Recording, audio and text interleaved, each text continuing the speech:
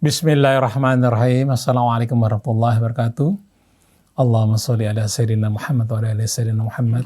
Alhamdulillah kita berjumpa lagi hari ini di pagi yang cerah dalam acara renungan di bawah naungan Al-Quran bersama Ustadz Husein Alatas dan Ustadz Hamzah Alatas.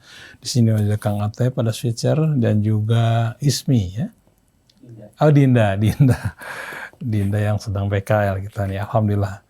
Kita sedang berada di studio 2 di Gedung Rasil, Jalan Masjid Silaturahim 36 Kalimanggis, Cibubur, Bekasi. Pada hari Kamis tanggal 30 Juni 2022 itu sudah masuk 1 Zulhijjah. Nah, kita akan membahas masalah hikmah haji, akan dibahas oleh Ustadz Husein dan Ustadz Hamzah. Assalamualaikum Ustadz Husein, Ustadz Hamzah. Waalaikumsalam. Baik, kita mulai acara ini dengan membaca Al-Fatihah. A'udzu billahi minasyaitonir rajim. Bismillahirrahmanirrahim. Alhamdulillahi rabbil alamin. Ar-Rahmanir Rahim. Maliki yaumiddin. Iyyaka na'budu wa iyyaka nasta'in. Ihdinas siratal mustaqim. Siratal ladzina an'amta 'alaihim ghairil maghdubi 'alaihim waladdallin.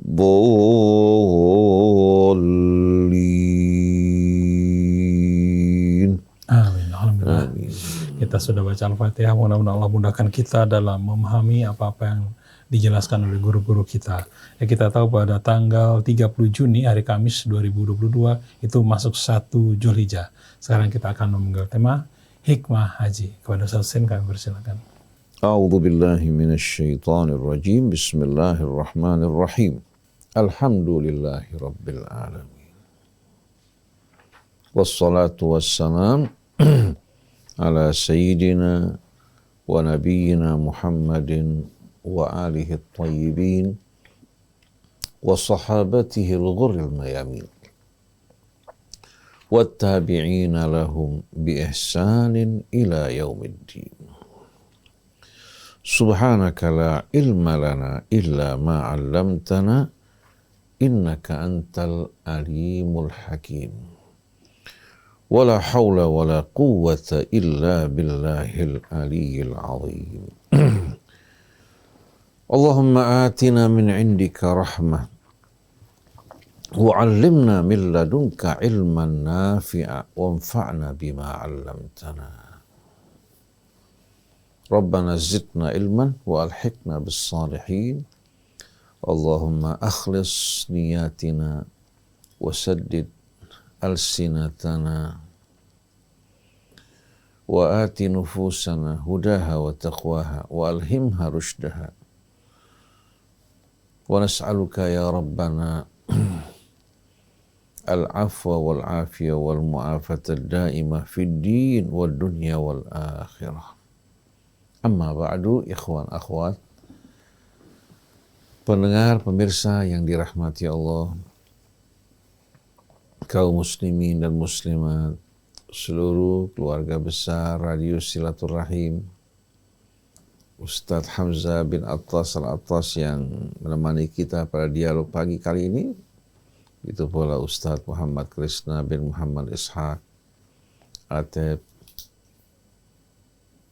demikian pula ikhwan yang sedang membantu kita di studio, Dinda bersama seluruh akhwat yang sedang melaksanakan pelatihan, kepada seluruh saudara-saudari kita yang berasal dari ayah ibu yang sama. Assalamualaikum alaikum warahmatullahi wabarakatuh.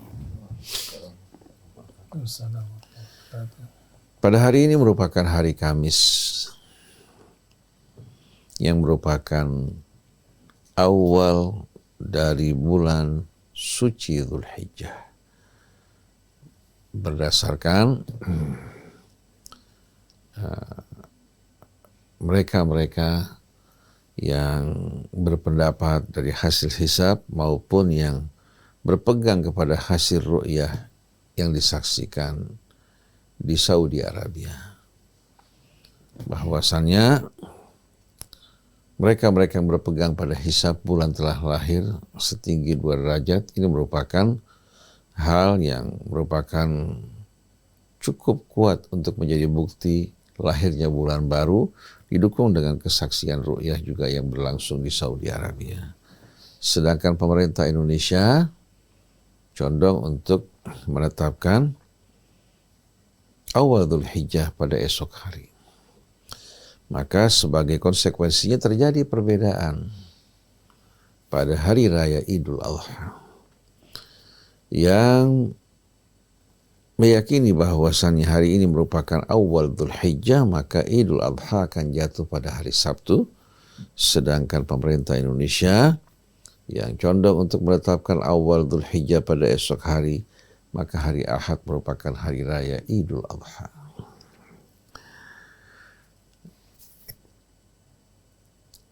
Di saat pemerintah menetapkan hari raya Idul Adha jatuh pada hari Ahad, berarti terdapat jeda. Jeda bukan 1 hari tapi 2 hari. Dari hari wukuf tanggal 9 jatuh pada hari Jumat. Sedangkan di Indonesia menetapkan hari Idul Adha pada hari Ahad. Berarti terdapat jeda. Bukan hanya 1 hari tapi 2. Padahal seharusnya hari raya kurban itu langsung setelah hari wukuf di Arafah. Nah, kita berharap mudah-mudahan umat Islam dari sini bisa memiliki betul-betul kelapangan dada untuk dapat bersatu, membiasakan dalam kebersamaan. Karena kita tahu bahwasannya wukuf di Arafat hanya berlangsung di Tanah Suci. Oleh karena itu alangkah baiknya apabila kita bersama-sama berhari raya, apalagi tidak ada kaitannya dengan kita memulai puasa atau mengakhiri puasa kita yang berkaitan dengan hal yang sifatnya wajib dan bisa menimbulkan keraguan. Apalagi jamaah haji Indonesia dalam jumlah yang besar berhaji ke Tanah Suci. Mereka juga berhari raya pada hari raya Idul Adha di hari Sabtu. Sesuai dengan Arafah mereka pada hari sebelumnya. Alangkah indahnya kalau kita bisa bersama-sama untuk memperingati hari raya Idul Adha setelah hari wukuf di Arafah.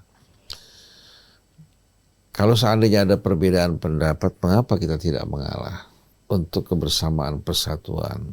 Karena Islam satu, nggak ada yang namanya Islam Saudi atau Islam Nusantara. Kita harapkan mudah-mudahan para tokoh kita, termasuk ulama-ulama kita, bisa betul-betul memiliki kelapangan dada untuk bisa menggiring umat, membawa mereka ke dalam persatuan yang bersama-sama dalam keridhaan Allah dan di jalannya. Nah, saya ucapkan selamat dalam menyambut hadirnya bulan suci Dzulhijjah. Mudah-mudahan sebagaimana kedatangan bulan suci ini, Allah sucikan jiwa kita, Allah sucikan juga amal dan perilaku kita agar sejalan dengan keridhaan Allah dan tuntunan Nabi kita Muhammad sallallahu alaihi wasallam, bukan hanya sekedar mengaku sebagai seorang sunni, tapi betul-betul mengamalkan sunnah Nabi kita agar mereka menyaksikan keindahan dari sunnah Nabi. Begitu juga yang mengaku sebagai pengikut keluarga Nabi-Nya, mereka betul-betul mencontoh bagaimana perilaku keluarga Nabi yang berusaha untuk betul-betul menyesuaikan diri mereka dengan akhlak Nabi kita Muhammad SAW, menjaga lisan mereka, menjaga perilaku mereka, hingga kita dapat menyaksikan betul-betul janji Allah menjelma dalam kehidupan kita. Kuntum khaira ummatin ukhrijat linnas ta'muruna bil ma'ruf wa tanhauna 'anil munkari wa tu'minuna billah. Ikhwan akhwat yang dirahmati Allah. Kalau kita berbicara mengenai hikmah haji yang penuh dengan pelajaran-pelajaran yang membina dan mendidik kita semua. ayat-ayat Al-Quran yang Allah Subhanahu wa Ta'ala turunkan dalam suratul Hajj dimulai dengan mengingatkan kita akan hari-hari di mana kehidupan dunia yang tadinya tenang, damai, sentosa, indah dan permai mengalami kehancuran dan keruntuhan. Sebagai peringatan buat kita bahwa kehidupan dunia ini kehidupan yang sifatnya fana atau menuju kefanaan. Allah tidak ciptakan kehidupan dunia untuk kekekalan. Oleh karena itu seharusnya kita bukan hanya beramal untuk kehidupan dunia kita yang singkat, tapi lebih banyak beramal untuk kehidupan akhirat kita. Bukan berarti kita diperintahkan meninggalkan dunia dan usaha, tidak. Kita berusaha sebagaimana orang lain berusaha. Tapi niat, tujuan dari usaha kita bukan sebatas kehidupan dunia ini, tapi niat tujuan kita dari pekerjaan yang kita kerjakan, dari perdagangan yang kita lakukan, dari jabatan yang kita pegang, dari kedudukan yang kita duduki, dari harta yang kita miliki, dari kemuliaan yang Allah berikan kita dalam kehidupan dunia ini, kita gunakan untuk bekal hari akhirat kita. Ini yang membedakan antara seorang mukmin dan seorang yang tidak beriman. Perbedaan bukan terletak pada penampilan, jidat yang hitam, jenggot yang lebat, atau jubah yang dikenakan seperti saya, tapi perbedaan antara orang yang beriman dan tidak beriman. Yang beriman kepada Allah dan hari akhirat, dia beramal untuk Allah sebagai tujuan. Dia beramal untuk bekal hari akhiratnya, sedangkan dunia hanya merupakan lintasan yang akan dilalui, bukan sebagai tujuan. Sebagaimana firman Allah, wabtaghi fima atakallahu daral akhirah. Tuntutlah, pergunakanlah apa saja yang Allah berikan kepada kamu untuk kehidupan akhirat. Wala tansa nasibaka minad dunya. Tapi jangan lupakan, abaikan kebutuhan duniamu. Pakaian yang layak, makanan yang layak, rumah yang layak. Ya. Tapi jangan sampai semua ini memalingkan dan menyibukkan kamu dari tujuan yang utama. Kemudian wa ahsin kama ahsanallahu ilaik, berbuat baiklah engkau dengan apa yang Allah berikan kepadamu, sebagaimana Allah telah berbuat baik terhadap dirimu. Wala tabghil fasada fil ard, dan kamu jangan melakukan kerusakan di muka bumi. Innallaha la yuhibbul mufsidin, sungguh Allah tidak menyukai orang-orang yang melakukan kerusakan. Oleh karena itu, Allah Subhanahu wa Ta'ala selalu mengingatkan kita akan hari akhirat. Bahwa hidup di dunia ini hanya sesaat. Kesenangan yang kamu rasakan di dunia hanya kesenangan yang penuh dengan kepalsuan, laksana orang yang mengejar bayang-bayang fata morgana. Wa mal hayatud dunya illa mata'ul. Dan untuk meluruskan hidup kita, untuk menjaga diri kita agar tetap dalam kebenaran, hendaklah kamu selalu melihat Allah dalam gerak-gerik dan perbuatanmu. Baik itu ucapan, sepak terjang, hendaklah kamu selalu melihat Allah, menjadikan Allah sebagai tujuan kamu. Ini yang selalu ditekankan Allah Subhanahu wa Ta'ala dalam ayat-ayat kitabnya, terutama sekali dalam suratul Hajj, yang mengingatkan umat yang beriman untuk datang berkunjung ke rumah Allah, bukan berarti Allah berdiam di Mekah atau di Ka'bah, tapi sebagai ibadah simbolik. Allah ingin menjamu hamba-hambanya dengan rahmat dan ampunan. Yang datang ke sana memenuhi undangan Allah, Allah akan jamu dengan rahmat dan ampunannya, sama dengan berkunjung ke hadapan Allah. Yang bertawaf mengelilingi rumah tersebut sama dengan bertawaf mengelilingi Allah. Begitu pula dalam sholat kita diperintahkan untuk menghadapkan wajah kita ke sana. Dari berbagai penjuru dunia, dari berbagai macam mata angin, semua menghadap ke arah yang sama. Ini merupakan pendidikan yang amat indah untuk mengajak kita umat manusia apapun latar belakang suku, bangsa, golongan, warna kulit, untuk menghadapkan wajah kita ke hadapan Allah Subhanahu wa Ta'ala. Nah, kalau kita membaca awal dari suratul Hajj, Allah berfirman, Bismillahirrahmanirrahim, Ya ayyuhan nas, wahai umat manusia. Allah tidak hanya memanggil orang yang beriman. Karena baik yang beriman, yang tidak beriman, semua kelak akan menghadapi kenyataan yang sama. Dan juga sedang menjalani ujian yang sama. Wahai manusia, ittaqu rabbakum, bertakwalah kalian. Jaga, perhatikan rabbakum, Rabb kalian yang telah menciptakan kalian, yang telah mengasuh kalian, merawat kalian, membesarkan kalian, melimpahkan nikmat karunia-Nya atas kalian. Apakah tidak patut seorang hamba yang dirawat, diasuh, diciptakan oleh Allah untuk mengabdi kepada Tuhannya dan juga untuk menjaga betul-betul wanti-wanti pesan-pesan dari Tuhan yang merawat dan menciptakan dirinya. Lalu Allah ingatkan akan satu kenyataan yang akan terjadi. Inna zalzalatas sa'ati syai'un 'azim. Sesungguhnya gempa yang akan terjadi di hari kiamat, di hari kehancuran merupakan sesuatu yang amat besar dan dahsyat. Yauma tadhalu kullu murdi'atin amma arda'at wa tada'u kullu dhati hamlin hamlaha. Pada hari tersebut yang amat mengerikan dan menakutkan, gempa yang akan mengguncang bumi, gempa yang akan meluluhlantakan gunung, bahkan gunung terangkat dan diterbangkan karena bumi kehilangan gravitasinya. Begitu pula planet-planet dan bintang-bintang berjatuhan berserakan. Manusia terapung-apung, tak memiliki kendali. Seluruh yang tadinya menarik perhatiannya dari keindahan kekayaan dunia ternyata semua diabaikan. Dan Allah gambarkan saat tersebut ketika seorang ibu lengah, tidak lagi peduli terhadap bayi yang disusui. Bagaimana kecintaan seorang ibu pada anaknya yang tadinya sibuk dengan cita-cita, pendidikan dan lain sebagainya, sebagai wanita karir. Begitu dia memiliki anak, perhatian terbesar itu tertuju pada bayinya. Tapi hari tersebut membuat dia lengah, tidak lagi peduli terhadap bayi yang disusui. Wa tada'u kullu dhati hamlin hamlaha.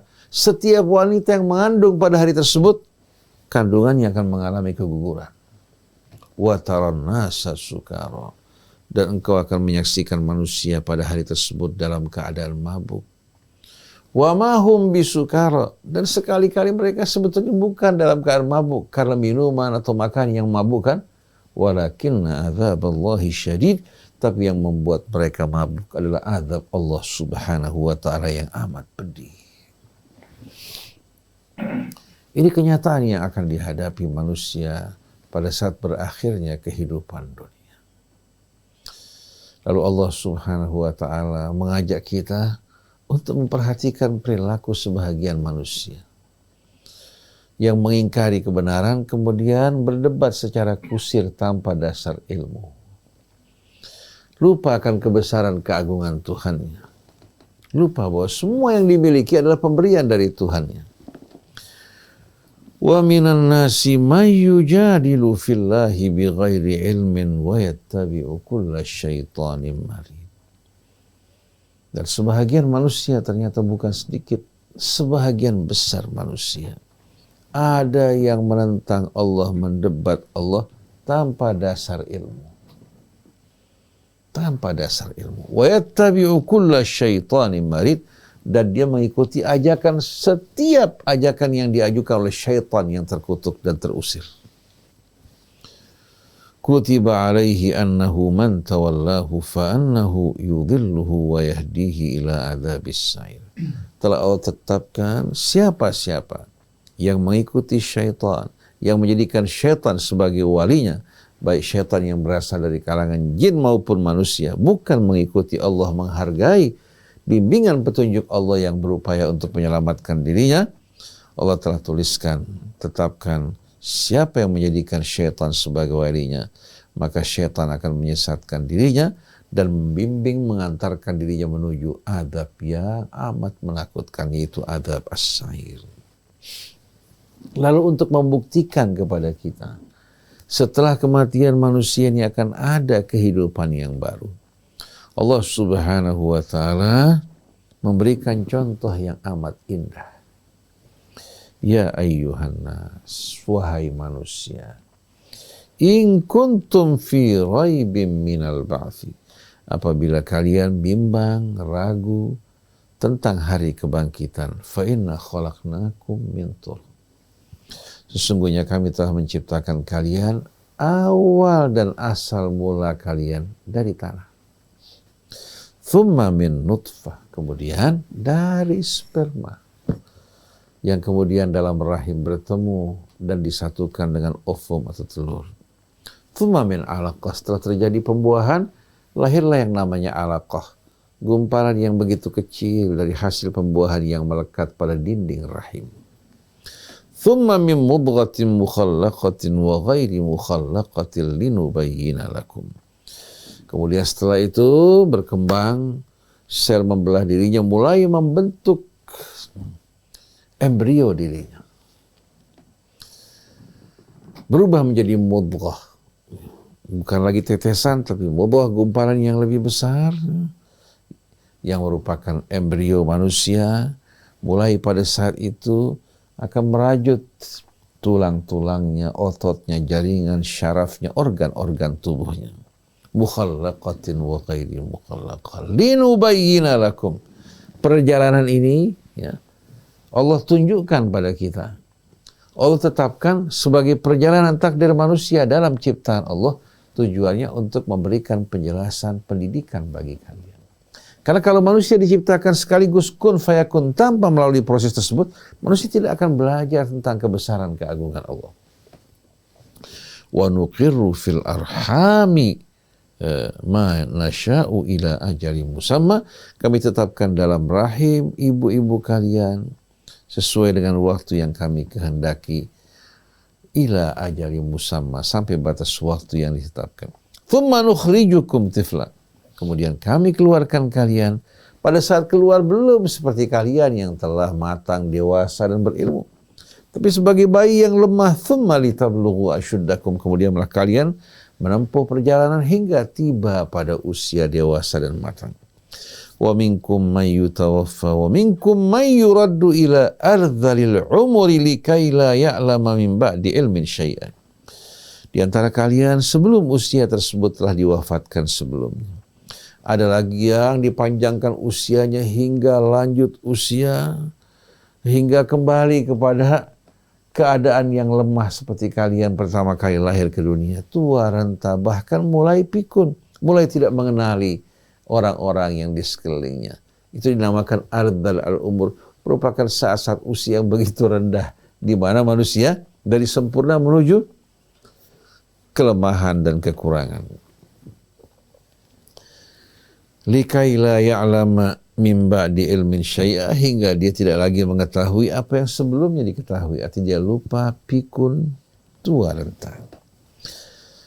Wa taral arda hamidatan fa idza anzalna 'alaiha al-ma'a tazzat wa rabat wa anbatat min kulli min kulli zawjin bahij. Kamu saksikan bagaimana tanah dalam keadaan tidak memiliki denyut kehidupan, kering, kerontang. Tapi begitu kami turunkan hujan, kembali dia bergetar, kemudian tumbuh dan menumbuhkan berbagai macam pohon-pohon yang melahirkan buah-buah yang berpasang-pasangan. Pohon-pohonnya berpasang-pasangan. Ini merupakan gambaran yang Allah gambarkan kepada kita dengan tujuan untuk menjelaskan dzalika bi annallaha huwal haq. Semua ini menunjukkan bahwa Allah satu-satunya kebenaran. Di balik semua ini, satu-satunya kebenaran yang tidak meragukan adalah Allah. Wa annahu yuhyil mauta, dan dia melalui bukti tersebut kuasa untuk menghidupkan yang telah mati sebagaimana tanah-tanah yang kering kerontang. Allah Subhanahu wa ta'ala hidupkan sebagaimana manusia dari ketiadaan. Allah adakan dari keadaan yang lemah menuju kesempurnaan. Wa annahu ala kulli syai'in qadir, dan dia maha kuasa atas segala sesuatu. Wa anna sa'ata atiyatun la raiba fiha, dan semua ini menunjukkan bahwa saat hari kebangkitan tak ada keraguan padanya sedikit pun. wa annallaha yab'atsu man fil qubur, dan Allah kelak akan membangkitkan mereka-mereka yang terdapat dalam kubur. Nah, dari sini kita melihat bagaimana Allah memulai surah Al-Hajj dengan peringatan kepada kita mengenai hari kiamat, hari kebangkitan, dan bukti-bukti yang membuktikan kebenaran dari janji Allah Subhanahu wa ta'ala. Lalu setelah itu pada ayat 18 dari suratul Hajj, Allah menerangkan kepada kita bagaimana seluruh makhluk di alam raya ini sujud dan tunduk kepada Allah. Lalu apa yang menyebabkan kita menolak untuk sujud, tunduk kepada Allah padahal yang lebih besar dari kita, alam raya dan seluruh isinya, dibandingkan dengan kita dan bumi kita yang tidak berarti, semuanya sujud kepada Allah. Lalu apa yang membuat kita menolak untuk sujud kepada Allah dan menyombongkan diri? Lalu Allah menerangkan, alam taro annallaha yasjudu lahu man fis samawati wa man fil ard. Apakah engkau tidak melihat bahwasannya Allah sujud kepadanya semua yang terdapat di langit maupun di bumi. Wasyamsu wal qamar, matahari dan bulan. Wan nujumu wal jibal, bintang-bintang dan gunung-gunung. Wasyajaru wad dawab, pohon-pohon, demikian pula seluruh binatang yang melata. Wa katsirun minan nas, dan banyak dari manusia yang siap untuk tunduk sujud pada Allah dengan akal dan pilihan mereka. Wa katsirun haqqa alaihil adzab, tapi banyak dari mereka yang layak untuk terkena azab Allah. Wa may yuhinillahu fama lahu min mukrim, siapa yang diperhinakan Allah karena sombongnya, tak ada seorang pun yang kuasa untuk memuliakan dirinya. Innallaha yaf'alu ma yasha, sungguh Allah akan melakukan apa yang dikehendaki. Yang taat, yang tunduk dimuliakan, yang sombong, yang menolak untuk tunduk pada Allah, Allah akan perhinakan dirinya. Seharusnya dia merasa malu pada matahari, pada bintang, pada bulan. Yang tunduk pada Allah, berjalan sesuai dengan aturan yang ditetapkan Allah Subhanahu wa ta'ala. Tidak pernah satu pun dari makhluk Allah ini yang melanggar perintah Allah. Lalu kita manusia yang lemah, yang bodoh, ternyata bersikap angkuh kepada Allah Subhanahu wa ta'ala. Nah, dari sini ikhwan akhwat yang dirahmati Allah, yang merupakan sebahagian dari kandungan suratul Hajj. Dan kalau kita telusuri semuanya untuk menjelaskan kebenaran Allah Subhanahu wa ta'ala, kebenaran juga janjinya untuk menghidupkan manusia setelah kematiannya dan menghisab mereka. Nah, kalau kita perhatikan Ustaz Muhammad Krisna, haji ya, yang Allah perintahkan kepada Ibrahim untuk diumumkan, hingga berdatangan dari berbagai macam penjuru ya, yang pada saat itu menggunakan onta dan kuda-kuda. Mereka berangkat dalam keadaan gemuk, tapi karena perjalanan yang jauh membuat tubuh mereka menjadi kecil karena menempuh perjalanan yang jauh.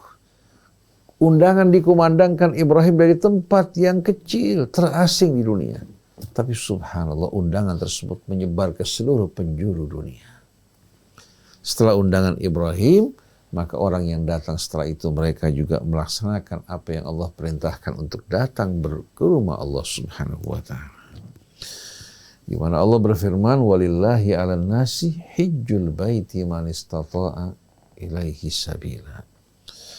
Sesungguhnya Allah memiliki hak atas setiap orang yang beriman untuk membuktikan ketulusan iman mereka dan kesungguhan mereka untuk datang memenuhi undangan Allah, datang ke rumahnya. Yang mampu. Tapi yang menolak, maka Allah Subhanahu wa ta'ala juga maha kaya. Allah Subhanahu wa ta'ala tak butuh pada hambanya, tapi Allah justru yang ingin memuliakan mereka. Lalu kita perhatikan dalam manasik haji, kita temukan ternyata seluruh manasik haji ini menggambarkan apa yang Ibrahim lakukan. Apa yang Ibrahim lakukan ya, sebagaimana yang Ibrahim minta pada Allah, wa arina manasikana wa tub alaina innaka antat tawwabur rahim. Doanya dimulai Rabbana waj'alna muslimaini laka wa min dzurriyyatina ummatan muslimatan lak wa arina manasikana wa tub alaina innaka antat tawwabur rahim. Wahai Tuhan, kami jadikan kami ayah dan anak Ibrahim dan Ismail sebagai dua orang yang berserah diri kepadamu, ya Allah. Kemudian minta kepada Allah untuk ditunjukkan manasik yang harus dilakukan dalam menjalankan ibadah haji berkunjung ke rumah Allah. Wa tub alaina, terimalah taubat kami ya Allah. Innaka antat tawwabur rahim, sungguh engkau penerima taubat lagi pahamnya. Jadi ibadah haji yang kita lakukan pada saat ini sebetulnya kita mengulangi apa yang dilakukan Ibrahim dalam perjalanan hidupnya. Mengapa Allah Subhanahu wa taala memilih kehidupan Ibrahim sebagai contoh? Karena Ibrahim adalah contoh dari orang yang mempersembahkan seluruh jiwa raganya, hidupnya teruntuk Allah. Ketika Allah berkata padanya, "Idz qala lahu rabbuhu aslim," qala aslamtu li rabbil alamin. Aku pasrahkan jiwa ragaku teruntuk Allah, Tuhan semesta alam. Oleh karena itu kata Islam sebetulnya dikenal ya, dari mulai masa Ibrahim. Allah yang memberikan nama untuk para pengikutnya. Justru Ibrahim juga memberikan nama bagi para pengikutnya. Demikian pula Yakub. Sebagaimana ketika Yakub bertanya kepada putra-putranya sebelum ajal, am kuntum syuhada idh hadara Yaqubal mautu idh qala li banihi ma ta'buduna min ba'di qalu na'budu ilahaka wa ilaha abaika Ibrahim wa Ismail wa Ishaqa ilahan wahida wa nahnu lahu muslimun. Apa kalian tidak ikut menyaksikan ketika Yakub berada dalam detik-detik sakaratul maut, ketika dia mengumpulkan putra-putra dan keturunannya, bertanya pada mereka, apa yang kalian sembah setelah aku kembali kepada Allah? Dijawab oleh anak-anaknya, kami akan menyembah Tuhanmu, Tuhan nenek moyangmu Ibrahim, Ismail, Ishak. Hanya satu Tuhan yang kami sembah dan kepadanya kami berserah diri. Jadi Islam ini bukan merupakan nama yang asing. Nabi Allah Isa juga mengajak orang untuk berserah diri pada Allah. Begitu pula Yahya, Zakaria, begitu juga Sulaiman, Daud, begitu juga Harun dan Musa, begitu juga Yusuf dan Yakub, begitu pula kakek mereka Ishak, Ismail dan Ibrahim alaihi wassalatu wassalam. Jadi dulu ajaran Allah tidak dinisbatkan kepada seseorang seperti Muhammadi atau katakan Masihi atau katakan Yahudi. Ini nama-nama sebetulnya tidak dikenal sebelumnya, tapi yang dikumandangkan oleh para nabi mengajak seluruh umat manusia untuk tunduk berserah diri kepada Tuhan mereka. Ini merupakan seruan yang datang dari Allah langsung, dan ini juga merupakan nama yang Allah ridhai bagi kita semua. Nah, kalau kita datang dengan identitas ini ke hadapan Allah, insya Allah Allah akan sambut kita. Apabila kita membawa identitas dengan bukti kepasrahan dan berserah diri kepada Allah Subhanahu wa taala. Oleh karena itu, sebagai penutup dari suratul Hajj, Allah Subhanahu wa taala menyeru pada ayat 77-78, "Ya ayyuhalladzina amanu ruk'u wasjudu wa'budu rabbakum waf'alul khaira la'allakum tuflihun." Wahai orang-orang yang beriman, rukuklah dan sujudlah kalian kepada Allah. Sembahlah Tuhan kalian dan berbuat kebaikanlah. Isi hidup kalian dengan kebaikan demi keberuntungan kalian. Allah Subhanahu wa taala memerintahkan kita untuk ruku dan sujud. Kita tahu bahwasanya ruku dan sujud ini merupakan ibadah simbolik, ya, yang menunjukkan arti kepatuhan, ketundukan, dan berserah diri kepada Allah. Kita percayakan seluruh hidup kita kepada Allah. Apa yang datang dari Allah kita terima dengan sami'na wa ata'na tanpa membantah sedikit pun. Bukan kita mengedepankan logika kita, rasio kita yang masih dipertanyakan kebenarannya. Tapi yang datang dari Allah itulah merupakan kebenaran yang tidak meragukan. Setelah itu Allah perintahkan kita untuk menjadikan Allah tujuan hidup kita. Wa'budu rabbakum. Kemudian Allah ingatkan kita waf'alul khair, kerjakan amal kebaikan demi keberuntungan kita. Kemudian Allah perintahkan kita dalam hidup ini untuk tidak berpangku tangan, tidak bermalas-malasan, tidak berleha-leha, tidak menyaksikan yang mungkar lalu kita berdiam, tidak menyaksikan yang ma'ruf tanpa kita memberikan dukungan. Tapi hendaknya hidup kita ini merupakan perjuangan. Wajahidu fillahi haqqa jihadi. Berjuanglah di jalan Allah. Bukan untuk kedudukan, bukan untuk jabatan, bukan untuk harta, bukan untuk kepentingan duniawi. Tapi berjuanglah di jalan Allah haqqa jihadi, dengan sebenar-benar jihad. Huwa jitabakum. Allah telah menjadikan kalian pilihannya. Dia memilih kalian dari sekian umat manusia. Wa ma ja'ala 'alaikum fid dini min haraj. Allah tidak jadikan bagi kalian agama ini terdapat kesempitan sedikit pun. Allah tidak jadikan kesempitan dalam agama kalian. Millata abikum Ibrahim, sesuai dengan millah, sunnah dan jejak langkah ayah kalian Ibrahim. Huwa sammakumul muslimin, dia memberikan nama kalian muslimin min qablu, sebelum nabi-nabi ya, yang kita kenal seperti Yakub, seperti Yusuf, demikian pula Musa, Harun, sampai kepada Isa. Sebelum semuanya Allah telah berikan para pengikut Ibrahim nama muslimin, begitu pula Ibrahim untuk para pengikutnya. Wa fi hadza liyakuna ar-rasulu syahidan 'alaikum. Dalam hal ini, untuk kelurusan hidup kita, Allah jadikan Rasul sebagai saksi, suri tauladan, contoh bagi kalian. Wa takunu syuhada 'alan nas. Nah, kalian yang telah mencontoh Rasul, jadikan diri kalian sebagai saksi dan contoh bagi umat manusia.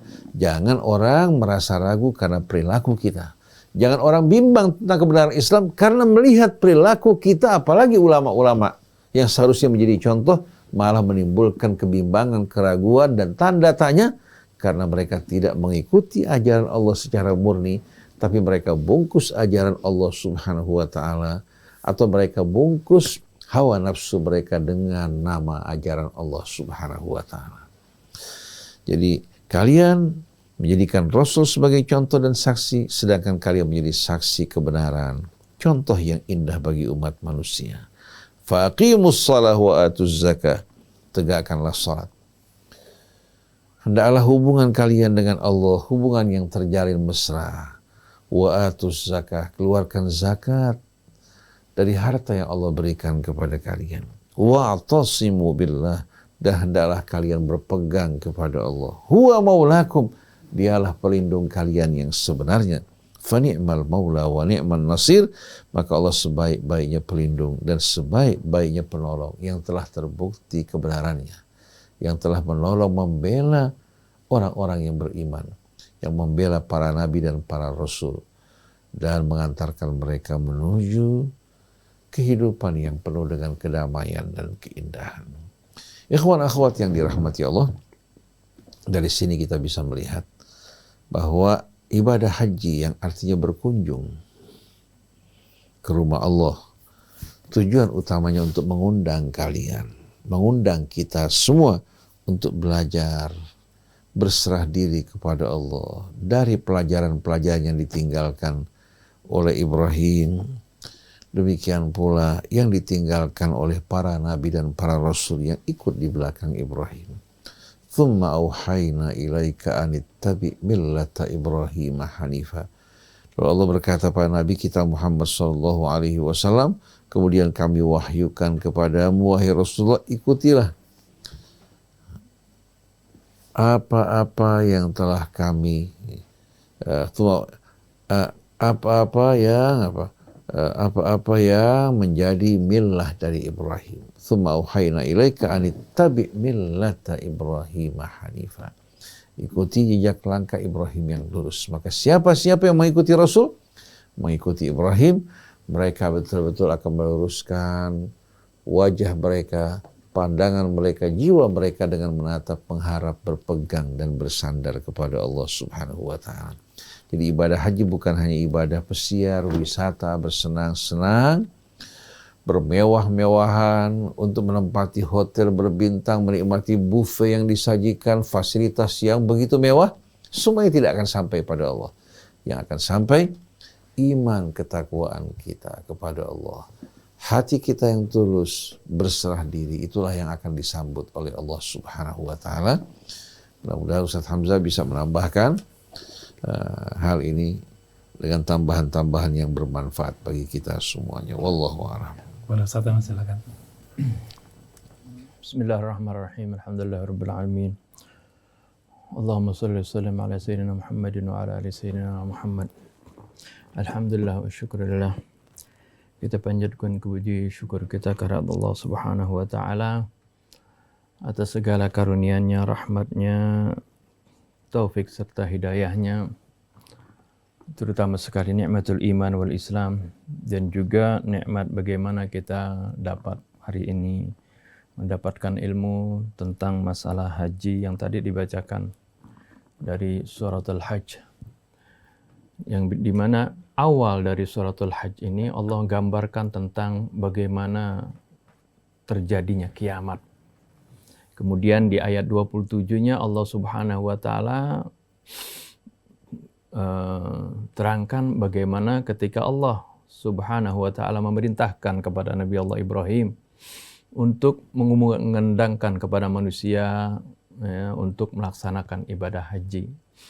Yang mana kalau kita lihat ibadah haji ini adalah merupakan sama seperti seorang yang akan kembali kepada Allah Subhanahu wa taala. Oleh karena itu di awal surahnya tadi diingatkan tentang hari kiamat. Hari di mana kita akan kembali kepada Allah Subhanahu wa taala.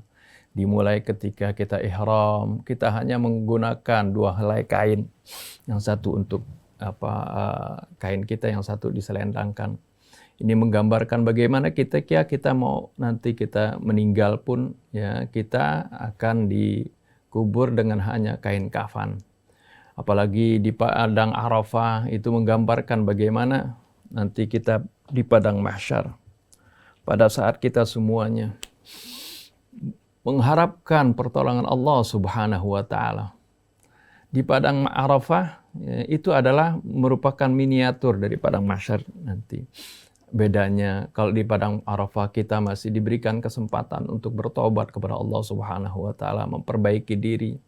Tapi di akhirat di padang mahsyar kita bukan waktunya lagi untuk bertobat pada waktu itu, karena di sana kita akan dihisab oleh Allah Subhanahu wa taala. Jadi pelajaran haji ini adalah merupakan ibadah yang sangat-sangat penting untuk kita renungkan.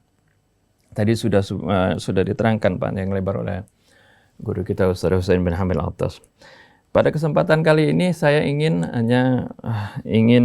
menekankan tentang apa yang sering kita alami di Indonesia ini, yaitu masalah penentuan waktu awal bulan. Setiap tahun selalu terjadi perbedaan pendapat. Ini sudah bertahun-tahun seperti itu. Sudah sejak zaman dahulu terjadi seperti itu. Kenapa kok? Apakah hal ini tidak bisa diselesaikan dengan ilmu?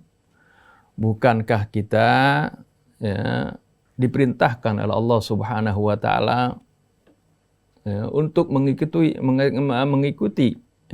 sesuatu dengan ilmu? Wala taqfu ma laysa laka bihi ilm. Jangan kamu mengikuti sesuatu yang kamu tidak ada pengetahuan dengannya. Dan ini perbedaan ini selalu terjadi ada yang dengan ru'yat, ada yang dengan hisab. Seperti itu. Nah, untuk mengetahui perbedaan ini seperti apa yang Allah Subhanahu wa taala perintahkan, fa in tanaza'tum fi syai'in farudduhu ila Allah wa rasulih. Farudduhu ila Allah wa rasul. In kuntum tu'minuna billahi wal yaumil akhir. Jika kalian berselisih dalam satu masalah, kembalikan kepada Allah dan Rasul. Kita harus kembalikan kepada Allah dan Rasulnya. Nah, pada saat ini Rasulullah SAW sudah tidak bersama kita. Tapi Al-Quran masih tetap ada bersama kita. Kenapa tidak dikembalikan kepada Al-Quranul Karim? Tentang masalah ini mungkin ini adalah kita bukan ingin ribut atau apa, tapi ini adalah sebagai pelajaran bagaimana kita harus menyelesaikan sesuatu berdasarkan ilmu, dan ilmu yang paling pasti adalah yang tentunya kembali kepada Al-Quranul Karim. Begitu juga nanti mengenai riwayat-riwayat hadis, kita kembalikan kepada Al-Quranul Karim. Kita lihat konteksnya seperti apa.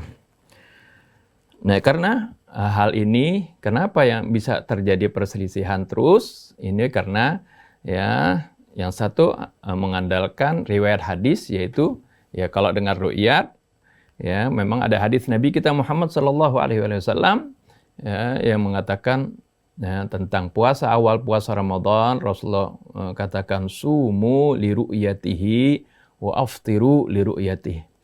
Puasalah kalian ya, karena melihat bulan ya, dan berbukalah kalian ketika Idul Fitri juga karena melihat bulan.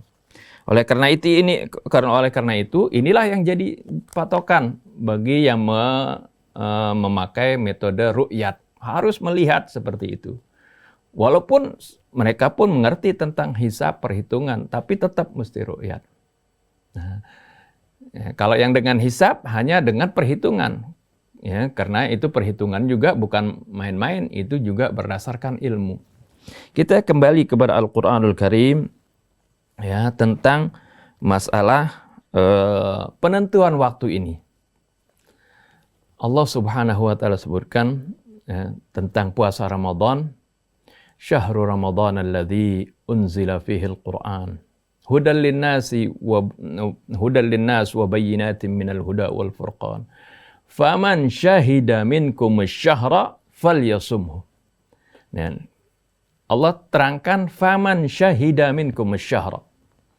Barang siapa yang menyaksikan di antara kalian asy-syahra, bulan. Sebenarnya kalau menyaksikan bulan di sini syahra maksudnya bulan Ramadan ya, atau bulan Syawal atau bulan haji atau bulan apa-apa ya, bulan yang lain-lainnya. Sebenarnya bulan itu nggak bisa disaksikan. Kita nggak bisa lihat seperti misalnya juga bulan Masehi, bulan Januari, Februari nggak bisa kita lihat ya. Yang di sini yang dimaksudkan bukan menyaksikan bulan itunya, tapi maksudnya adalah hilal syahri. Di sini ada kalimat yang mahdzub. Ini adalah usulubul hazfi fil Quran. Sama seperti Allah Subhanahu wa taala berfirman, was'alil qaryata. Tanyalah ya ke kota tersebut, ya kota Mesir waktu itu. Ya, saudara-saudaranya Nabi Yusuf berbicara ketika berargumen kepada ayahnya. Was'alil qaryah, tanya kepada kota tersebut. Ya, atau kampung biasa diartikan. Nah, sini maksudnya adalah qaryah adalah kota Mesir.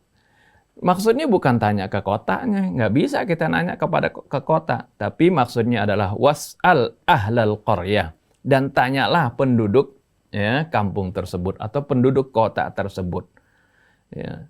Ini juga ya ketika Allah Subhanahu wa taala perintahkan ya, atau sebutkan faman syahida minkum syahra, barang siapa yang menyaksikan di antara kalian hilal syahri ya, kalau syahros ya, bulan nggak bisa dilihat ya, bulan bukan bulan sabit, bukan bulan itu maksudnya, arti bulan Muharram, Safar, Rabiul Awwal, Rabiul Tsani itu nggak bisa dilihat, tapi hilalnya yang bisa dilihat, bisa disaksikan ya. Faman syahida minkum hilal syahri falyasum. Ini yang pertama ya. Jadi yang harus disaksikan adalah bulan, masuknya bulan atau datangnya bulan sabit, hilal ya. Karena bulan sabit ini adalah merupakan, Allah katakan ini adalah merupakan petunjuk menentukan waktu, untuk menentukan menghitung waktu itu dengan peredaran bulan ini. Ya, ketika terlihat bulan sabit, seperti di dalam surah Al-Baqarah, yas'alunaka 'anil ahillah. Ahillah ini jamak dari hilal. Mereka bertanya kepada engkau tentang ya, hilal, perubahan hilal itu. Ya. Qul, katakanlah ya Rasulullah, hiya mawaqitul linnasi wal hajj, bahwasanya hilal itu adalah ya, tanda-tanda untuk menentukan waktu dan juga untuk menentukan pelaksanaan ibadah haji. Jadi dengan menyaksikan hilal, ya kita kalau sudah masuk hilal sudah bisa disaksikan, maka itu sudah masuk waktu. Waktu artinya bulan Dzulhijjah kah, Ramadan kah. Nah sekarang kita kembali lagi ke makna syahida. Nah, apa arti syahida? Ya.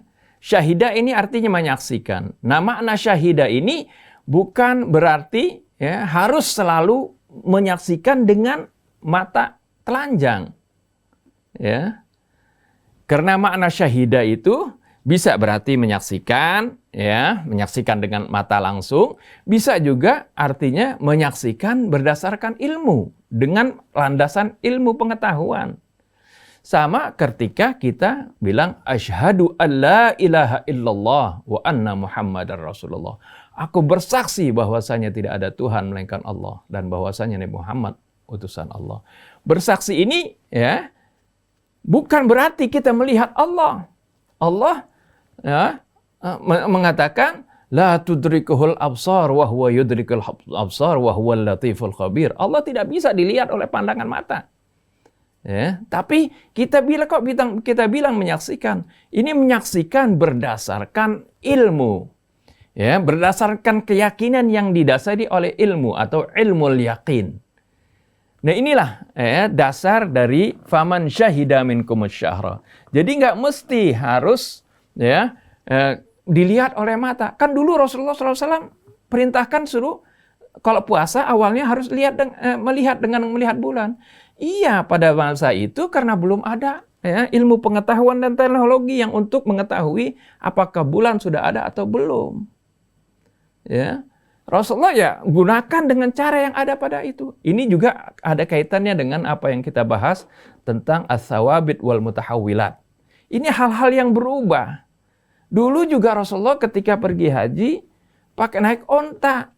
Karena dulu belum ada pesawat, belum ada kendaraan. Andai kata ada kendaraan, pasti Rasulullah pakai gunakan kendaraan karena itu lebih cepat, lebih menghemat waktu seperti itu. Karena Rasulullah prinsipnya seperti ya dalam surah Al-Hajj juga, ma ja'ala 'alaikum fid dini min haraj. Allah tidak menjadikan di dalam agama ini suatu kesempitan. Ketika pergi haji pun Rasulullah SAW ketika ada sahabat yang nanya, bagaimana ya Rasulullah, apakah kami dulu kan tawaf atau kan lempar jumrah?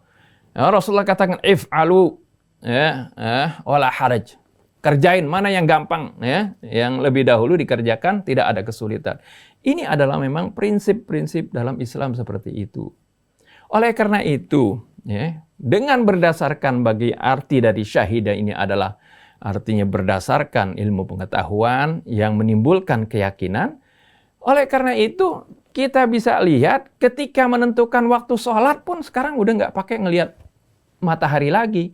Kan waktu zuhur itu baru masuk ketika tergelincir matahari. Apakah sekarang kita ini umat Islam kalau menentukan waktu zuhur harus ngelihat dulu matahari?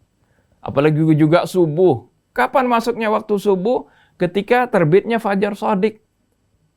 Ya. Apakah ketika subuh sekarang kita ngelihat dulu apakah sudah tampak atau fajar shadiq di ufuk sudah kelihatan atau belum? Baru masuk subuh. Tidak seperti itu, tapi sekarang sudah dengan perhitungan. Artinya perhitungan berdasarkan bukti-bukti, berdasarkan landasan ilmu pengetahuan dan teknologi itu bisa ditentukan semuanya. Sehingga penentuan waktu itu bisa ditentukan waktu sholat. Nggak perlu melihat kepada matahari terbitnya atau terbenamnya, ya seperti itu. Itu bisa ditentukan. Ya, sebenarnya hal ini pun bisa ditentukan. Ya, tentang penentuan bulan.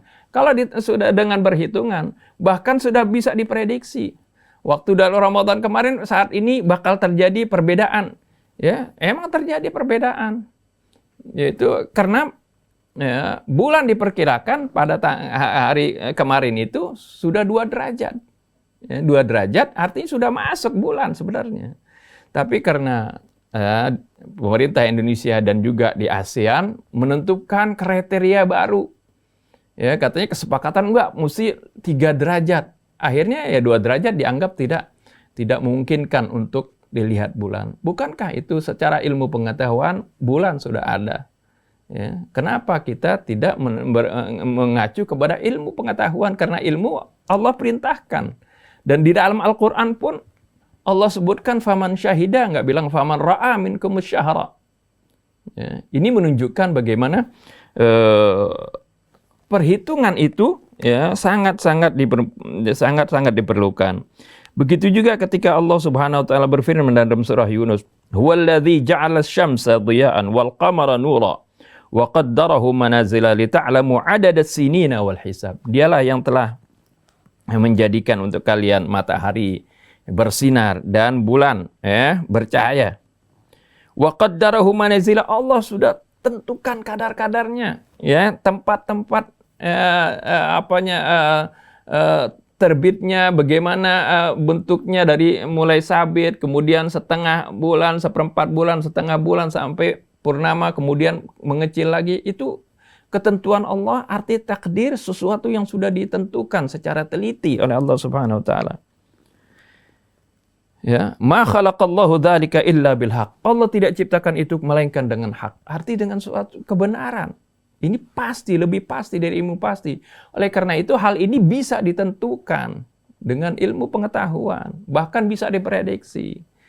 Nah, ini jadi penentuan waktu ini, ya, sebenarnya kalau ya, kita mau kembali kepada Al-Quran dan juga kita lihat sunnah Nabi, bagaimana konteksnya ketika Rasulullah SAW bersabda tentang sumu li ru'yatihi wa aftiru li ru'yatihi, itu adalah karena memang pada saat itu belum ada cara metode yang teknologi canggih untuk menghitung waktu bulan. Akhirnya dengan menggunakan mata, iya benar pada waktu itu. Tapi pada saat sekarang, ya, ini bisa ditentukan. Nah, yang miris, ya, umat Islam saat ini nggak punya kalender yang pasti. Selalu berubah-ubah seperti itu. Berbeda dengan kalender Masehi seperti itu. Bisa ditentukan. Ya, setahun ini, tahun depan sudah bisa ditentukan, bisa dihitung. Ya. Kalau itu enggak, mesti lihat bulan dulu, nanti berubah-ubah. Padahal ini juga sudah bisa ditentukan. Karena sama-sama sebenarnya perhitungannya berdasarkan perhitungan matahari dan bulan tadi yang seperti yang Allah Subhanahu wa taala sebutkan.